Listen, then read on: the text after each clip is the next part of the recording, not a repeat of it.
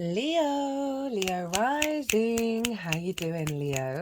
So this is your reading for the Libra solar eclipse. It's happening on the 2nd or 3rd of October, depending on where you live, at 10 degrees of Libra. So I'm going to be breaking down what is the core integrated and expansive intention of this eclipse cycle for you that will be unfolding over the next 6 months, as well as how to work with this energy.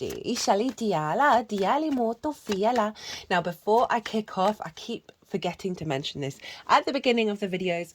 So for Libra season, till the 22nd of October, if you book a personal reading through my website, and it doesn't have to be in Libra season, because there's a calendar on the website, so you can book one in the future, you will get double the amount of time for the reading that you pay for, right? So you'll be doubling up on the time, and this is bringing the scales in, a nice little balance and a doubling up here.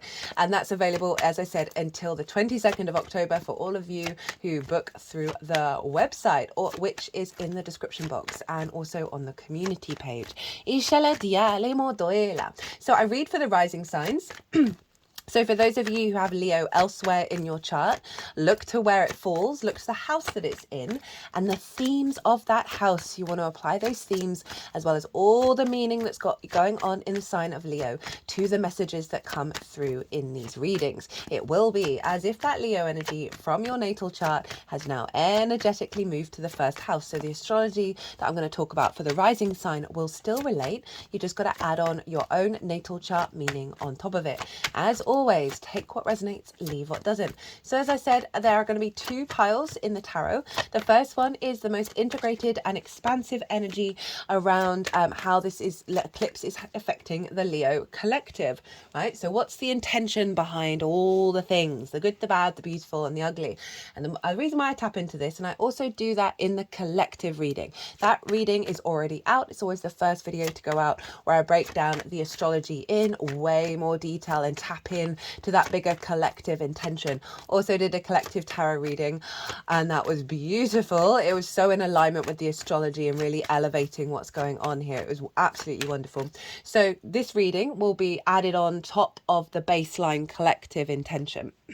So pile 1 is the highest intention for everything that may go on. As I say, that if for the struggles or if you're confused, tap back into the intention and you'll get answers, and it'll help unfold everything. And that's when you can apply it to your personal experience, because all of this shows up in so many different ways, but it's all linked into the core themes.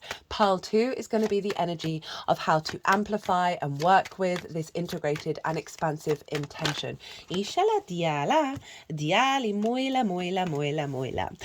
So let's get into the astrology. Obviously, this is an eclipse, and so I do recommend, for those of you who haven't really worked with eclipse energy, I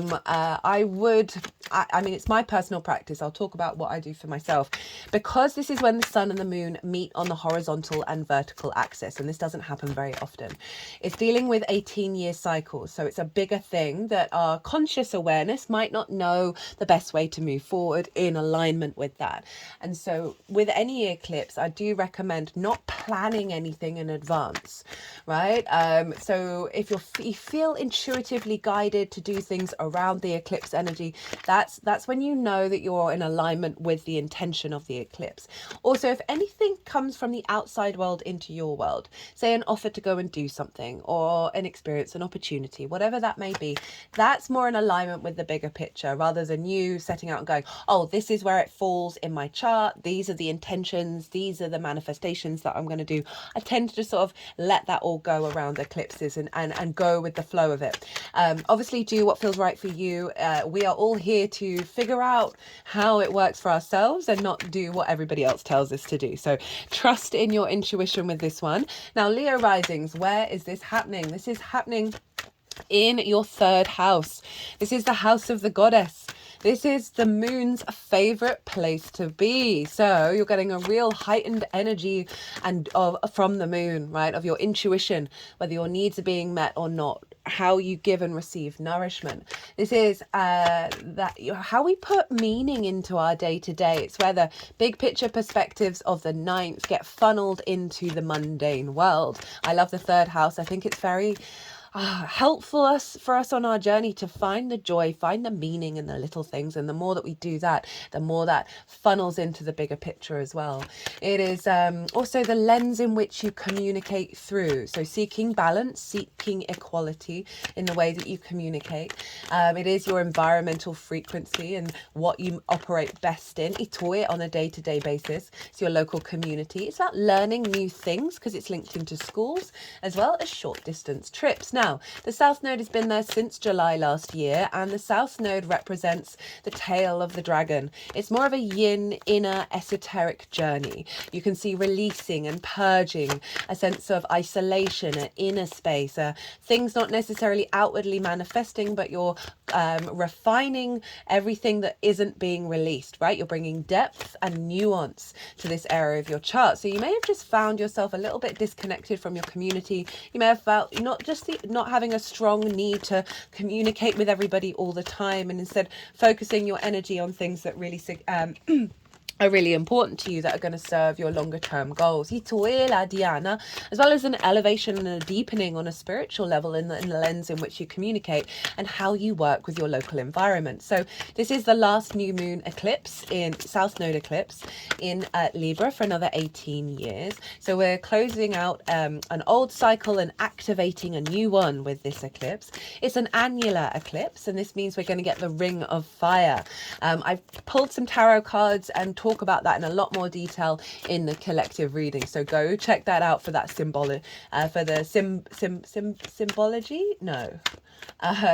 symbolism of what that means for us all moving forward. Now,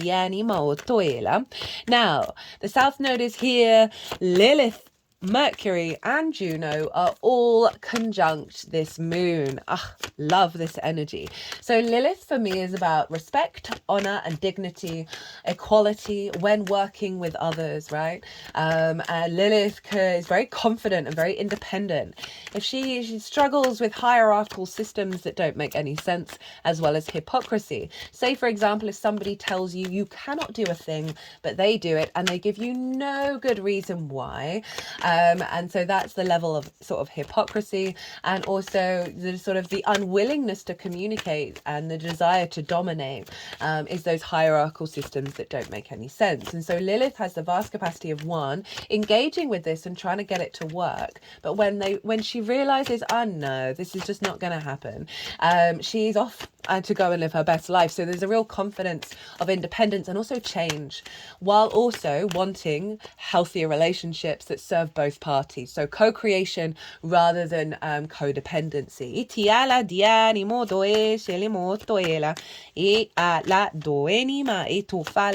And with Mercury, heightened communication, the ability to perceive, receive information, downloads, communicate the meaning that you find in the day-to-day, get a lot of clues from source, downloads, definitely in the third house of communication, and elevation of your capacity to speak your truth. That's combined with the Lilith energy, and commit to it.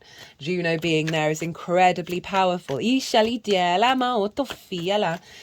she is about your ride or die things in your life, right? She's not giving up on those core archetypal important things in your life, and that is in the way that you communicate and how you find meaning in the day-to-day. You're going to get a lot of support with this lunation of releasing wounds and blockages that have caused you out of balance, caused you to be in dysregulation, to where you're people pleasing. We're leaving all that behind, and we're elevating an inner balance and an inner harmony through objectivity and empathy. Really it's reminding me of, I've done a autumn equinox, Libra equinox collective reading, and that obviously happens when the sun moves into Libra. That's a frequency that's happening, we're working with over the next 3 months. And it's very much about linking the magical reality into the way that we share that socially. And so that's bringing in that Pisces eclipse that we just had into the Libra dynamic. And now we have this Libra new moon, which is all about the objectivity and the awareness of how to bring that magic into the interaction socially, how you're communicating that, right? From a place of, as I said, objectivity, but also connection, right? That Venusian energy. A lot of diplomats, a lot of ambassadors have Libra energy, right? And so we don't want to be always making sure everyone thinks that everything's fine and that, you know, just this sort of people pleasing energy, right? We're moving away from that, right? This is the final new moon with this particular part of the cycle of the refinement of that Libra energy and especially with Lilith conjunct Mercury and this lunation and Juno, of your confidence being, as I say, being able to speak your truth, being able to be very independent in your day-to-day, right? Finding a deeper meaning connected to this sense of strong independence within yourself.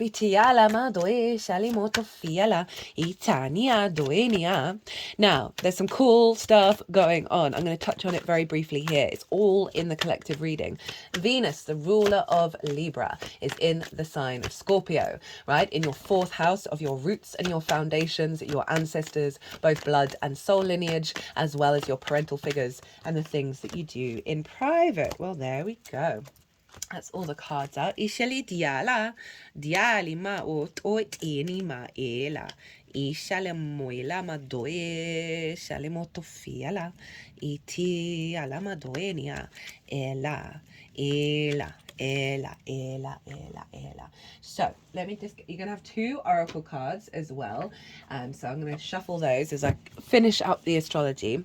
So Venus is in your 4th, right? And she's influencing this moon of making sure whatever lens in which you're communicating through, the environmental frequency shift, how you're finding meaning in the day-to-day is coming from a very deep rooted space within yourself, right? We can see a lot of wisdom, a lot of messages coming. Ooh, no, that's half the deck. A lot of messages coming through from your ancestors, and a lot of support there, a lot of wisdom that you're able to transform and bring into the way that you're communicating, right? This is Venus wants to strengthen your foundations when she's in the 4th. She wants to bring harmony, love, connection there, and a real sense of creativity. So this is bringing that all into the way that you communicate, right? She's wanting you to build from a very strong space that is seeing the way in which you're communicating matching the need, the elevation of your root system, so you can expand and grow further. Now, Venus is making trines to Mars and Saturn. We've got a grand water trine here. So all the water signs are being activated. And so for you, Leo, all of these water signs, they are very magical signs. You've got the ancestors in your 4th. We have Saturn. Oh, that all came up very quickly. In the 8th, which is your interactions, your relationship dynamics with source, with your guides. And we have Mars over in the 12th, which underneath all the difficult energy of the 12th is in fact the magic of your soul. So we've got this really powerful water trine elevating our emotional body, our intuition, in alignment with this new balance, this new perspective that's coming through. And I can see a lot of psychic messages, a lot of downloads, a lot of heightened communication via your intuition, via your water body, funneling out in the way that you communicate, but you're going to be able to present that to the world in a really balanced way.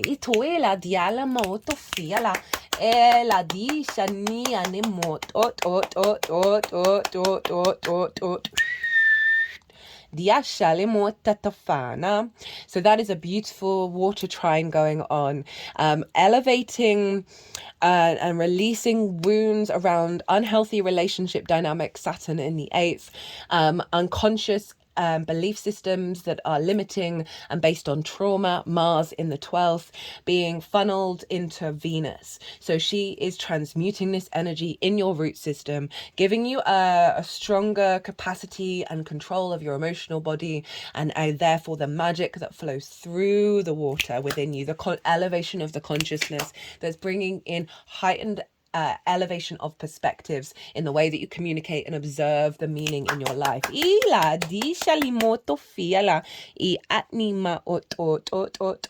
the other quick little thing I'm going to mention. Mars and Ceres are opposite one another. So we have Mars over in Cancer, Ceres over in Capricorn, and they are both squaring this eclipse. This is what's called a T-square. The release point in a T-square aspect is the bottom of the T, is this eclipse. So we have Mars in your 12th house of, it's the hidden house, right? A lot of stuff. I'm going to do a Mars transit series for the retrograde, but essentially Mars in the 12th is helping reveal a lot of magic, but also a lot of instinctive motivations and drives around unconscious programming, in order for it to be revealed to you, in order to know what you need to let go of, right? In terms of anxiety, depression, grief, loss, and isolation.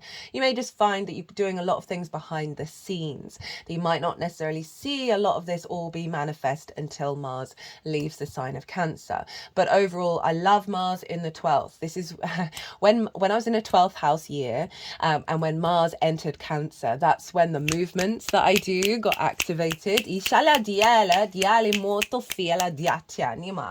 And it really is bringing the magic of your soul up and getting your actual.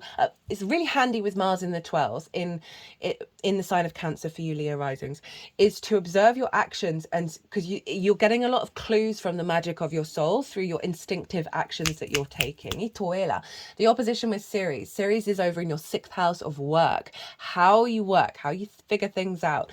It's about routines, physical health, co-workers, and pets. So this is the adult in the room. Ceres is the linked into the harvest, linked into nourishment, nutrients, nurturing, the wheat, right? So the cycles of fertility, and she's in your of how you figure things out, and also collaboration, because you've got the co-workers there.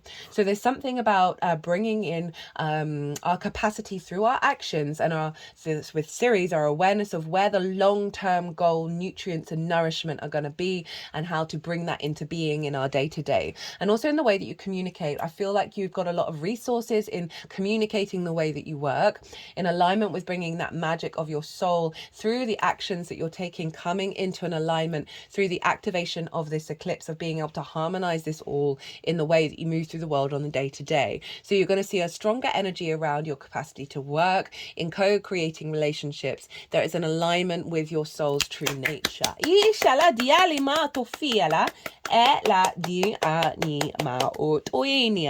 Okay, so let's crack on with the I can't remember if I put these in order. Yeah, I did. It's not me, by the way, it's the energies that I channel who do that. Well, we co-create together anyway. So this is the most integrated and expansive intention of this eclipse that's unfolding over the next 6 months. You may see big changes around the eclipse itself. Sometimes they don't appear for a while, around the way that you communicate. And it's going to be releasing, as I say, blockages of speaking your truth, blockages of finding meaning in the day-to-day, of being able to learn new things. You're activating the capacity to elevate your understanding of learning and bring new things to the table that were always within you, but they are being revealed in this transit. And so the most integrated and expansive intention. Oh no, I didn't do these ones. Oh, I've got no idea what these were. Ishali diala diani muilama itoela I ela dienima itofalama itinia ela emoyenama. So we have the 4 of Cups, there's 2 of Wands, the 6 of Pentacles, and the Ace of Swords. So the 4 of Cups at the beginning of the most integrated and expansive intention of this eclipse is an awareness of the journey that you've been on, right? Of the recalibration around comparing yourself to the outside world when it comes to your emotional body. So it's bringing in that grand water trine here. So this figure is looking at those 3 of Cups, right? And feeling like they're out of reach. So this is, say, seeing someone who's living their best life. And instead of celebrating them, you're kind of like, well, I don't have that, and I'm going to feel sad about it. And which is a very natural human response, right? They've got crossed arms and crossed legs. So there's this element of detachment, defensiveness, while also observation, right? This figure is contemplating these Three of Cups. What do they mean? What is alignment? What does flow? What does abundance and being with like-minded people, feeling celebrated, feeling that joy? What does that truly mean to you, right? South Node in the third can feeling quite disconnected from your day-to-day and communicating with others and feeling that Venusian energy of balance and harmony, right? And so the intention of this is for you to, one, be aware of all the lessons that you've learned in this journey, and two, realize that there is in fact the Ace of Cups coming in, which came in the collective reading. And the reason why I'm sort of saying that it's not activating this, it's looking at this from this is old energy, because we have the Two of Wands here. The Two of Wands is long-term manifestation energy.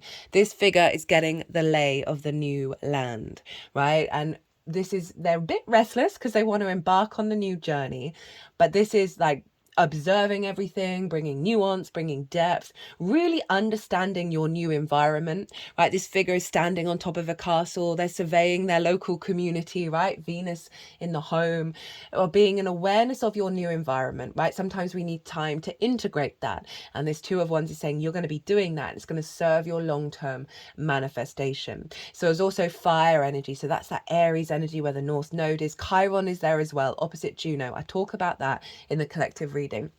Now, that's the North Node of your perspectives, right? So there's an awareness of a release of an old cycle in your emotional body that has blocked your capacity to elevate your perspectives and bring those perspectives fully into the way that you communicate. And this eclipse cycle is giving you the space and the energy to do that in a way that's going to serve you in the long term. And then we have the Six of Pentacles and the Ace of Swords. So the Six of Pentacles is saying with this process, this is rebalancing your material world. Right, we have the scales here. Obviously Libra is ruled by the tarot card for Libra is Justice, which is the other card with scales, and this follows the Five of Pentacles. The Five of Pentacles showed up in the collective reading as well, going beyond scarcity, going beyond a fear mindset of feeling separate, of feeling isolated and feeling run down. This is the universe is saying you are coming into balance with this, right? You are now going to be creating in your day-to-day, in the way that you communicate, from a place of abundance rather than from a place of scarcity, right, and fear, right? It's that elevation of that balance and the unity back into your own truth, because these feel like energies linked into the denser grid works that we've been connected to. Now, this is tied into the Pisces eclipse, which was all about our capacity to intuitively connect to the crystalline grid with more ease, where this is a grid system that's activated, that is part of the evolution of our collective consciousness, of moving out of the fear and the scarcity mindset and into the abundance and the co-creation. And so this very much feels linked into that because it's got the scale, so it's tying into a different karmic contract that's more in alignment with abundance, right, and reciprocity as well. So this can also highlight a sense of reciprocity between you and the way that you communicate with the outside world, with the meaning that you find with your local community and your environment, of just feeling more abundant in the 3D. And then the Ace of Swords. So this is linked into obviously Libra, but also the illumination, the divine inspiration linked into your sovereignty from a higher perspective. No longer the distortions in all of the themes of the third, right? So a clarity of how you find meaning, of how you apply yourself in your day-to-day, of how you elevate the way that you communicate from this true place of truth. I said at the beginning of the video that this is all with that Lilith, with that Mercury energy and Juno, of a commitment to the truth of your frequency and what you need to express. And that's not just talking, it's everything is communication of information. We have the Ten of Pentacles. So for new viewers, hello, my name's Chloe. I work with card divination, astrology, and I channel multi-dimensional energies through my body, both in the form of physical and vocal light language. You've been seeing that throughout the reading. This brings in healing and attunement and activation codes to the messages that are coming through. So just thought I'd mention that. Hello. You got the Ten of Pentacles at the bottom of the deck, right, for the overall theme of this lunation, of this eclipse. Ten of Pentacles is about long-term legacy energy. It's a city. Cities take forever to build. So it's the longer term energy. We have the nuclear family, and they're in quite plain, non-pattern clothes. And then we have the elder covered in esoteric symbols, as well as the grapes, which represent abundance. Now, this is the unification of the unseen and seen realms, right? The magical and the mystical with the rational and the practical. And when we have those in balance, when they are working together, this is when we create in the long term. So I love this in terms of the fact you've got and that Nine of Swords in reverse. Love that, not worrying about things that don't serve you. Libra can have a little bit of social anxiety. It's ruled by Venus, but it's in a yang sign, a yang masculine sign, a day sign. And Venus is on the night team. So she always feels a little bit discombobulated, and therefore Libra has that energy of feeling a little bit socially anxious, and the Nine of Swords is very much linked into it. And this is also about not worrying about the bigger plans in the day-to-day. This is about focusing on your sovereignty. So that Ten of Pentacles is saying what's coming through with all of this in the third house for me. Once we get into gear and understand how we find meaning in the little things, it adds to the bigger picture. So it's totally in alignment of the wisdom that's coming through for all of those themes that are serving you in the long term. And again, Ceres over in the way that you work, Mars over in the 12th of the magic of bringing the magic into the way that you work and being able to communicate that. How to work with and amplify this intention. We have the Star, hello Aquarius, the Seven of Swords, Moon in Aquarius, the Eight of Pentacles, I believe this is Mars in Virgo, and then the Three of Cups. So there's that Three of Cups that Four of Cups is observing. The Star card, right? So this wants you to acknowledge your galactic energy, your star energy, and how you want to harmonize that into the 3D. I talked about how the combination of transits at the moment is really creating space for us to bring the magic in, to create more space for the magic, both internally and externally, so more socially, right? So there's an element of your capacity to do so that's going to be bringing deep healing, right? So it wants you to focus on, right? It's also a very healing card, and we got that Four of Cups, that this feels like a two-pronged thing. You're going to be doing some really radical healing throughout this to help you move fully away from that Four of Cups and into your own body and your own being and the way that you express yourself, right? So it's this is your 7th house as well, Leo risings of the other. So this is about when you're talking with the other, right? Source, business partner, clients, friends, one-on-one romantic relationships, that kind of thing. It's calling you to try and step into your truth and be as authentic to your frequency as possible. That's going to have that's going to have a serious repercussions of your healing process. Sometimes it may be quite catalytic and conflict inducing, because that is also going to lead to a healing dynamic, as well as having more open, honest communication, because she is unmasked, right? She is getting closer and closer to the truth of herself, right? She is taking off the layers, and so it's calling you to do that and be an awareness of that on a day-to-day basis of, am I in my truth? Is this bringing me nourishment? Is this a reflection of my star frequency? So it's calling you to focus on the power of the star, both in the terms of your uniqueness, and also that this is part of an unfolding of a deeper healing journey that is giving back to the earth as well as to yourself.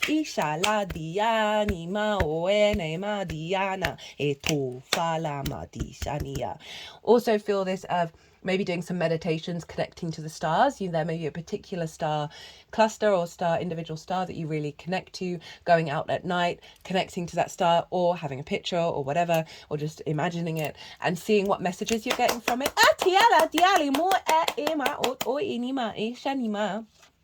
Seven of Swords.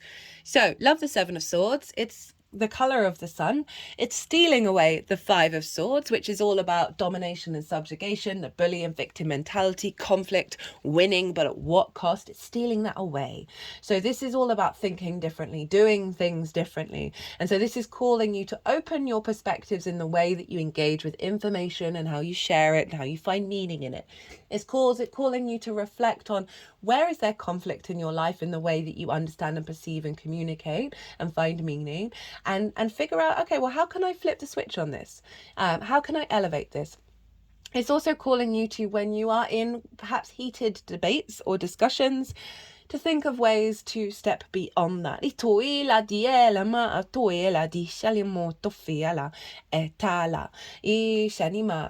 it's also very much, I definitely feel that there's a sense of certain perspectives and ways in which you're communicating being taken away from you for a very good reason.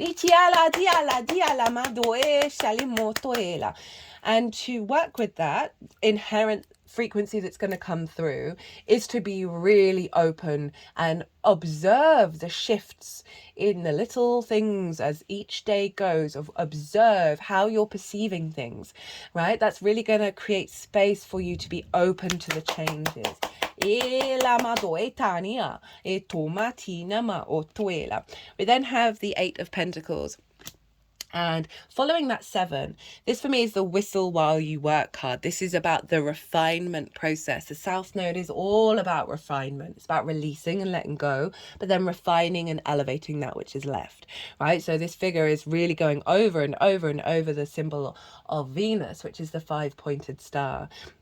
And so there's, through this information and the downloads that you're going to get, the observation of these perspectives, these ideas, this is calling you to put it into practice, right? And really also in terms of the meaning of how you find meaning in the day-to-day is when you're doing the washing up, try and find some joy in it. Try and not be in conflict with the mundane things in your life.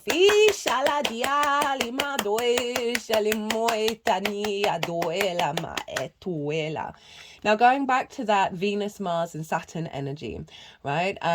There's definitely galactic downloads, higher vibrational downloads coming in that you're going to be putting into practice from those 3 quite magical houses. I mean, all the houses are magical, but those 3 of your 12th, 4th and 8th, you're going to downloads from source that are going to help you expand your perspectives, and then they want you to put them into practice. And then we have the 3 of Cups.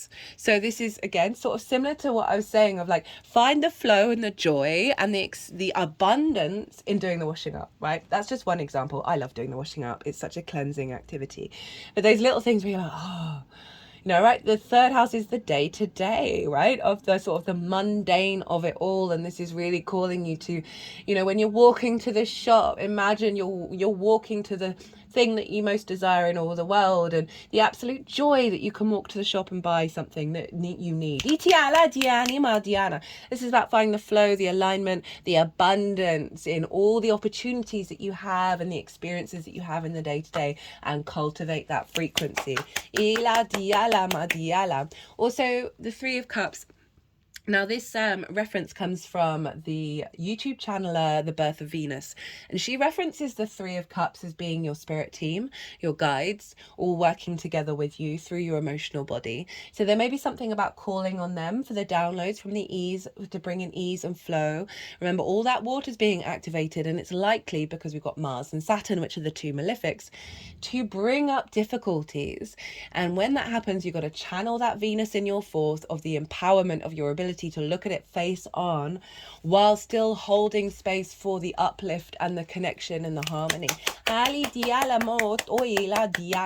Find joy, find meaning in your day-to-day that will add resonance to what this eclipse is wanting to do. So your 2 oracle cards are Netcaster, preparations come to fruition, and ego. Okay, they're wanting to read them in this order. That ego card, before I bring it in, feels like, because of what we've got going on with all that water, is get out of your own way of what you're capable of perceiving and communicating and receiving. Itoela dia shalima utofiala datoela etiala. Etina. I just got my hand above the third eye at the top of my forehead. Itiala di shenia. Etum a tu. Italana. Dina moitama dia shenia. Okay, ejecting the ego. God, I love this deck so much. It's so beautiful. We usually think of ego as being full of yourself, but in this case, it's actually more of the opposite. It's being full of separation. Ego serves only itself. I don't think that's true, to be honest. A lot of stuff that people write about the ego is a tool and a blessing. And those blessings are difficult, but they serve the growth of our evolution. That's the ego's modus operandi. It wants us to think that there isn't enough. It wants us to think that it's us and them. It wants us to think it's absolutely a contest. Ego is anything within your consciousness that creates the illusion that you are separate from nature, others, the universe, energy, source, God. This is tying into that Four of Cups of that when we see others have perhaps something that we would like, and we do not have it in our lives, right? Observing that Three of Cups that's external to us, we can often go into comparison is the thief of joy. But we're all the same thing. So when we celebrate everybody else's successes, it's in turn having a feedback loop of reconnecting ourselves back to abundance, back to connection, and celebrating ourselves. So that's a really nice tie-in with that Four of Cups of how to look and observe it. Itoela Diana. When your ego is trying to keep you isolated, it's separating you from not only all your magic, but the magic of everything and everyone. So you're going to start to have a dialogue with it. The ego is going to pop up like it always does, but we're going to manage it. You may even want to name it. This week when it pops up, acknowledge it and then ask it to take a back seat. Ego, this week, please take the back seat. Atoela dia la mo oela ishani moto fiela itiato mot ot eat at it eat at inia. The soul can bring the ego back when it's needed. Don't worry, it's not going anywhere. It's too nosy. Ishinia doela itum. Ishialima doelinima dinima netcaster. Preparations come to fruition. By the way, all the decks are in the description box if any of them pique your interest. A surprise, a result beyond expectations. The netcaster arrives to tell you to stop praying for the fish. They have arrived, and it's time that you cast your net, lest they swim away. Everything that you long for is within reach, but it has been so long since your prayers were answered. Again, that's tapping into this, right? Of the awareness of this being the past, a reflection on it. Also, this person's in a really strong position in their home. That's the Venus energy. That actually they have all the resources that they need to embark on the journey. It's just the conscious integration that we're doing with this eclipse, right? Of no longer being at that. But it's been so long since your prayers were answered that you've forgotten how to receive what is being offered to you. Put down the prayer beads and open your arms and your heart to rewards beyond measure. There's that 10 of Pentacles. Cast your net. Take the next step that you've been planning for so long. Remember that the fish wait for no one. So time is of the essence. Heaven and earth are in perfect alignment for your victory. The stars, hello the star, are positioned for success. The only one who can spoil the perfection of the moment is you. If you ask, do I really deserve this? You will sabotage the magic and shatter the crystalline flawlessness of the now. The netcaster can also arrive to bring you bad news, to tell you that you have been snared in someone's trap and must wriggle free. Right now it feels comfortable enough even as the net begins to tighten around you. Do not wait until it's suffocating you before realizing you must escape and run for your life. It is still early enough to exit gracefully. That may be relevant to some of you. Again, the South Node releases and purges, so you have support around that when you're tapping intuition and you understand, okay, this is what This is what's going on, limiting beliefs, limiting mindsets, of understanding of the themes of the third house. This is a great new moon and unfolding of the eclipse to work with that. Itiala madoela. Bide your time until all the conditions are right. Two of wands. Go to your place of stillness, of deep quiet, and watch for the signs that a new opportunity has arisen. That's so interesting because it does feel like it's tying in that sort of meditations on the stars to see what messages come through when you're in your stillness, when you're in your home, Venus in the fourth. You're going to get a lot of support to help the unfolding of your day to day and the way that you find that meaning and communicate. Communication is one of the most important things. Itiala Diana. Right now you are patient because you feel that things will go your way. Learn to be patient with people and situations that are more challenging. Ishalama Diala. Well, Leo. What a beautiful message of alignment back to your truth, focusing on the flow, the messages, this sense of co-creation, of celebration, of finding that joy in the day-to-day. But it really is an elevation of the wisdom in which you're going to be able to communicate and find that meaning in the simplest of little things, right? Of when you're going for a walk to your local park, of a synchronicity happening that is giving you a massive download that completely rocks your world. It's that kind of vibe. Right, Leo? Did I mention at the beginning? I think I did, but I will reiterate.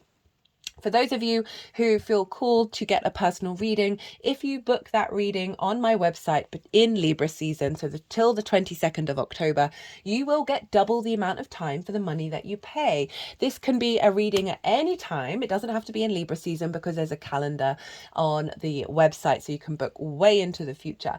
I just wanted to bring that in. So I hope this resonated. I hope you got something from this. It would bring me great joy if you hit that like button. Be good to yourselves, Leo. Be good to those around you. Safe travels and be well until we meet again.